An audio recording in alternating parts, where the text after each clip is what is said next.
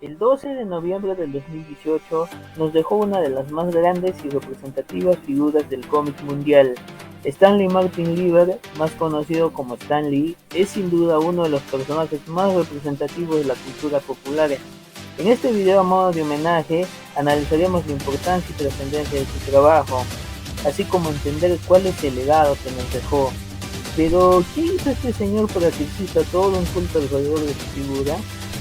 Si bien es cierto, es uno de los principales creadores e impulsores del mundo de los superhéroes, su trabajo va más allá de la ficción. Pero habría que respondernos, ¿qué es un superhéroe?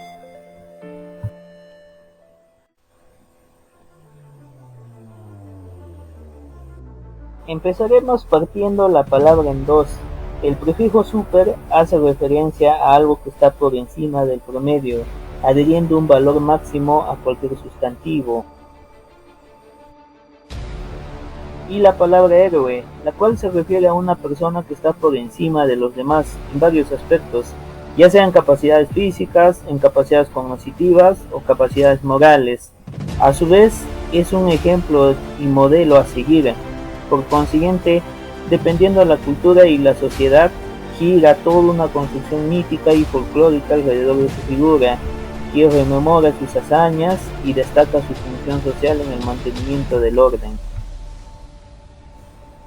Esta concepción, muy ligada a las construcciones míticas, pareciera muy propia de los tiempos antiguos, en los cuales la mitología era un modo de explicar el origen del hombre, pero a través de los tiempos este término se ha mantenido en las distintas épocas y periodos históricos, por medio de las tradiciones orales y escritas, siempre siendo un modelo de comportamiento, valor y virtud.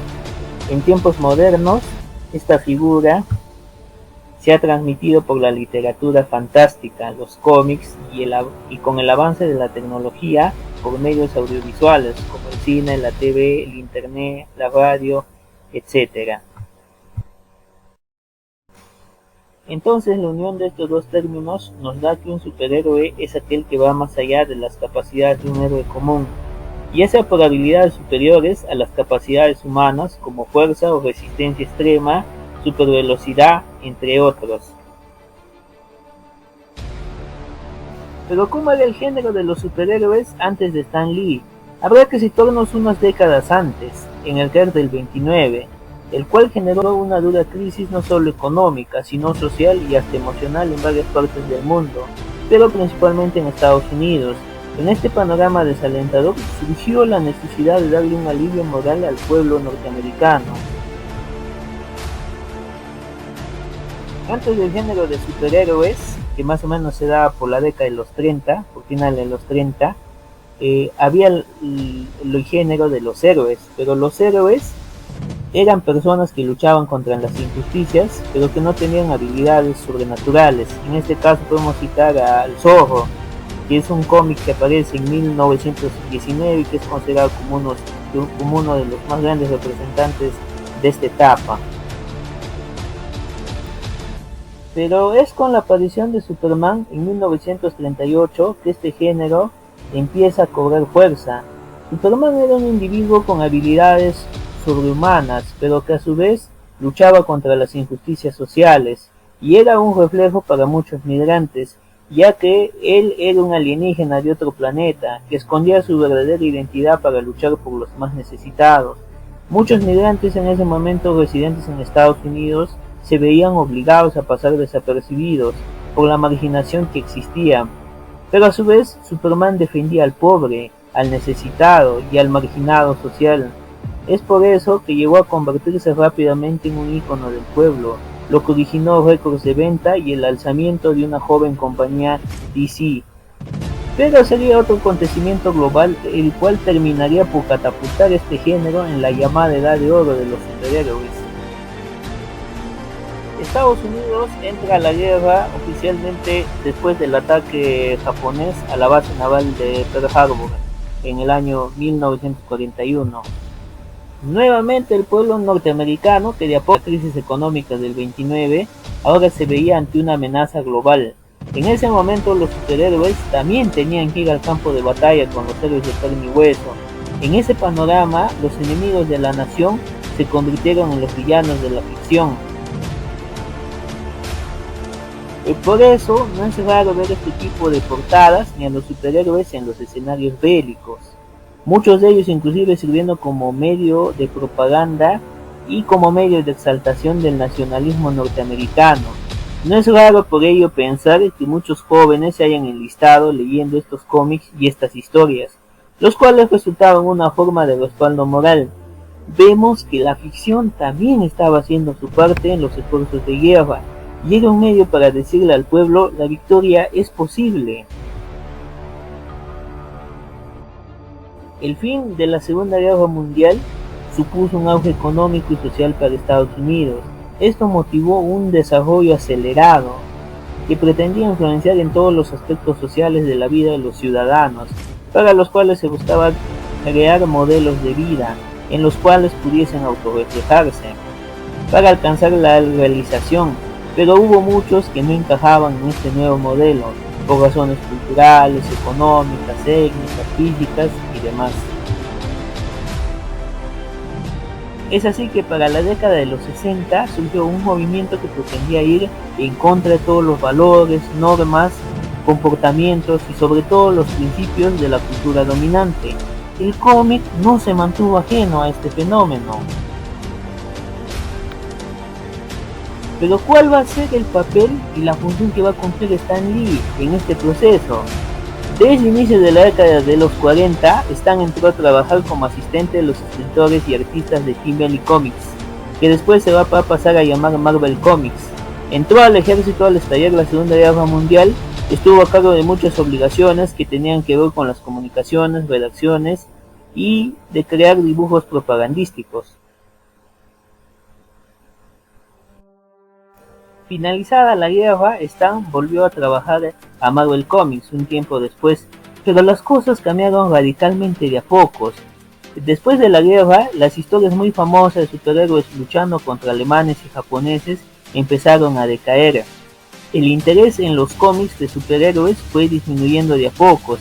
Es así que para la década de los 60, con una industria algo débil, Stan pensó en el retiro, pero le encomendaron crear algo que pudiese competir contra la nueva versión de Flash de DC Comics, con un lenguaje sencillo, fácil de entender, ya que estas obras aún eran vistas como creaciones infantiles o para niños. Stan fue convencido por su esposa de aceptar esta supuesta última labor y crearía uno de sus trabajos más revolucionarios, y que creó no solo una nueva forma de ver a los cómics, sino toda una cultura en torno a estos personajes.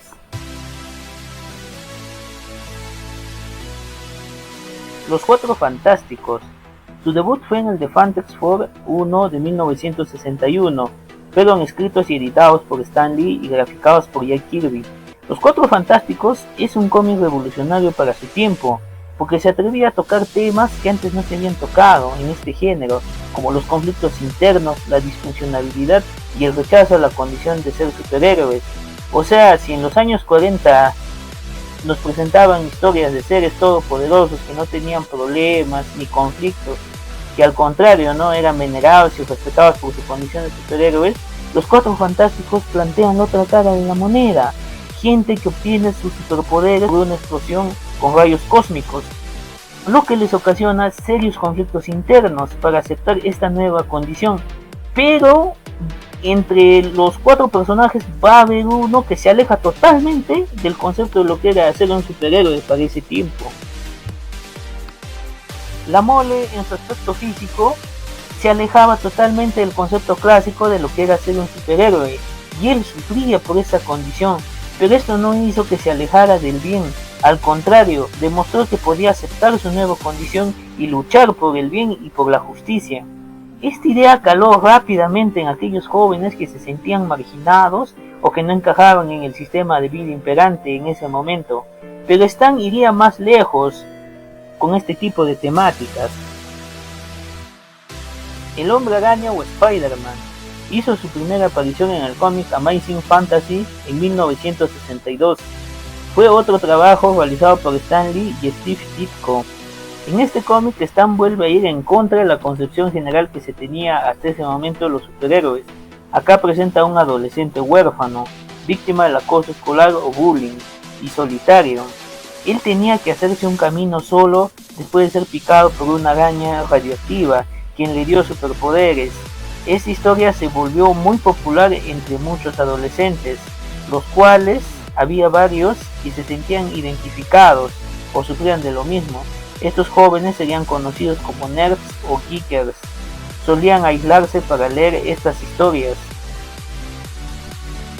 Ahí logra demostrar que ahí donde los padres y el sistema educativo muchas veces no llegan, lo hacía la ficción con un mensaje claro: no están solos.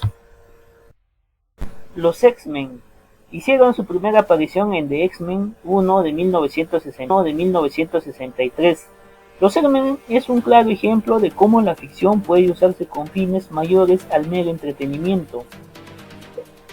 Trataba sobre el racismo y la marginación de forma tan sutil que podía ser autoidentificable entre las minorías étnicas, sexuales y demás. Los mutantes eran una subespecie de humanos que nacían con habilidades sobrehumanas, lo que hacía que existiese marginación hacia ellos. A su vez existía una división muy política entre los que querían la paz e igualdad y luchaban por eso, representados por el profesor Charles Xavier Xavier, y los que eran fanáticos y tenían una visión más separatista, con los humanos, representados por Magneto. La lucha por los derechos de los afroamericanos. El movimiento por los derechos civiles en Estados Unidos fue una larga lucha llevada de forma pacífica para extender el acceso pleno a los derechos civiles y la igualdad ante la ley para los grupos que no lo tenían, sobre todo para los ciudadanos afroamericanos. Se suele considerar que este hecho comenzó con el boicot de autobuses en Montgomery en 1955 y terminó con el asesinato del pastor Martin Luther King en 1968.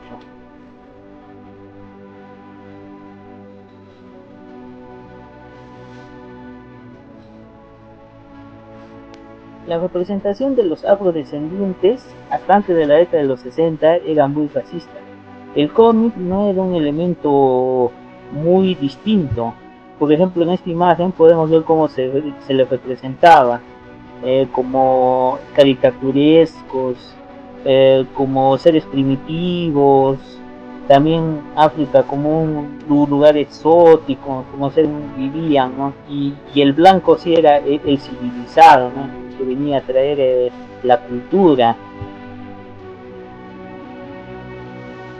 Pantera Negra fue creado por Stan Lee y Jack Kirby para el número 52 de Fantastic Four. Es el primer superhéroe de tez negra. Es alguien que se va en contra de todo lo que se pensaba sobre África y los afrodescendientes. Si antes se pensaba en África como un sitio atrasado, pobre, y los habitantes vivían en un salvajismo total, Pantera Negra da un nuevo concepto. Nos presenta a Wakanda, una nación imaginaria pero que está en África. Es súper desarrollada tecnológica y económicamente, y sus ciudadanos están orgullosos de sus tradiciones y costumbres africanas, y su rey T'Challa es el máximo representante de esta nueva percepción.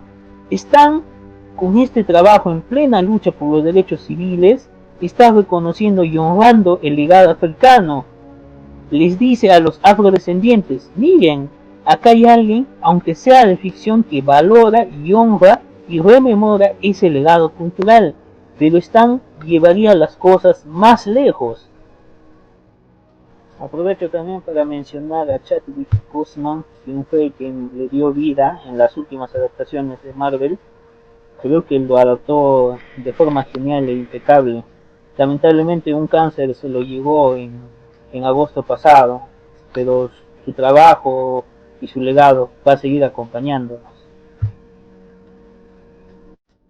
Ahora hablemos de otro de los personajes más representativos de esta etapa. Falcon. Si bien Pantera Negra gozó de una gran popularidad entre los sectores afroamericanos, este no era estadounidense. Así que por el año 1969, en el número 117 del Capitán América, Stan otra vez le da una patada a los prejuicios y al racismo que existía en ese momento, y pone a Falcon siendo compañero de uno de los personajes más representativos del nacionalismo norteamericano. el Capitán América.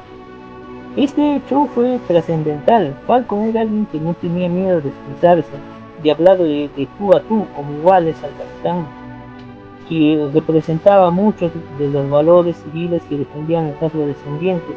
Entonces tú, como afrodescendiente, que podías haber perdido un conocido, a un amigo o hasta un familiar en estas luchas reivindicativas, esto tenía que ser un alivio moral importante, porque podías sentirte representado o representada en la acción y decir, ¿por qué debo sentirme menos si mi superhéroe favorito no lo hace?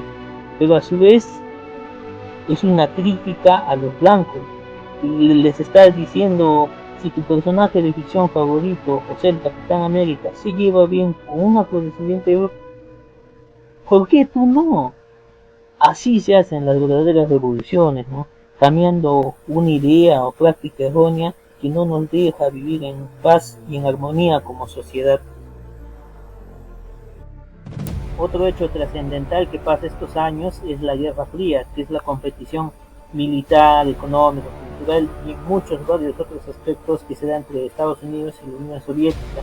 En este panorama, uno de los hechos más resaltantes que más marcó al pueblo estadounidense fue la Guerra de Vietnam, que militarmente fue aceptada en un inicio, pero después generó muchas críticas por el daño psicológico, moral, emocional que recibían los soldados. En este panorama, el cómic tampoco se mantuvo alejado y sería Stan Lee quien lanzaría una de las críticas más agudas.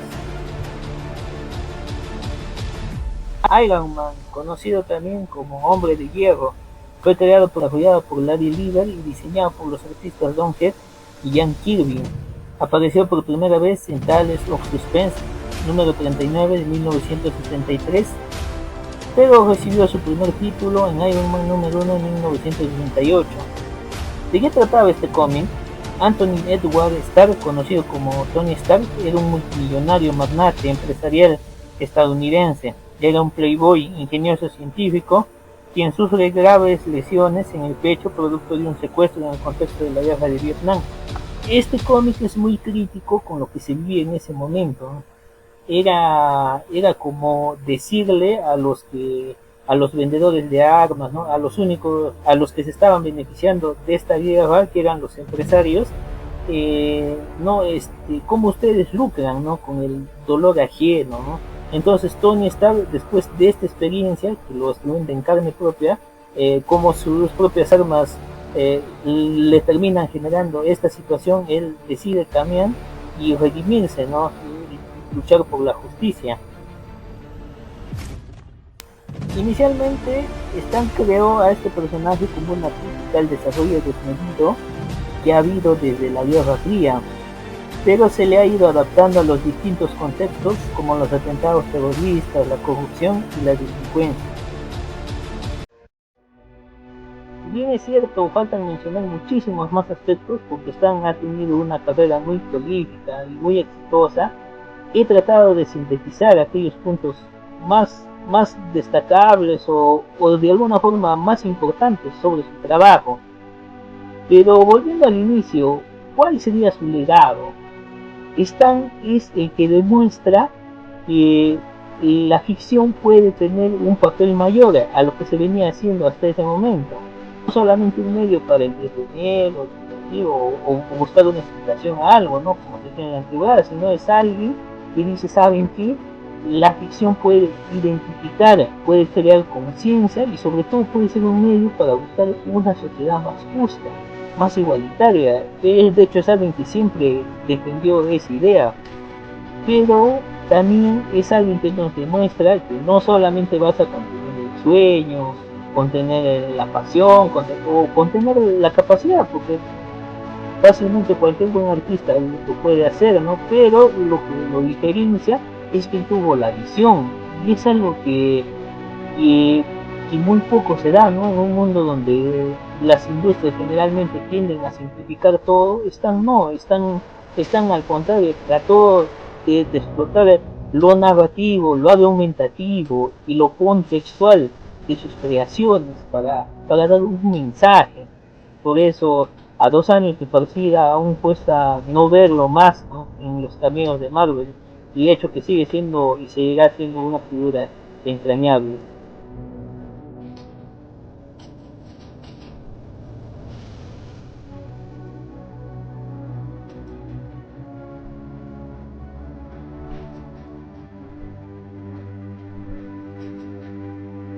Hasta que el video de esta semana, espero que les haya gustado. Ya saben, ¿no? Comenten, pónganle like, compartan, si es que les alcanza el tiempo. Los invito a leer Lobo, que es el proyecto que yo estoy haciendo en un nuevo tipo de formato. Eh, Cualquier cosa voy a estar subiendo la segunda parte del capítulo 1 la próxima semana. Espero que les pueda gustar. Cuídense.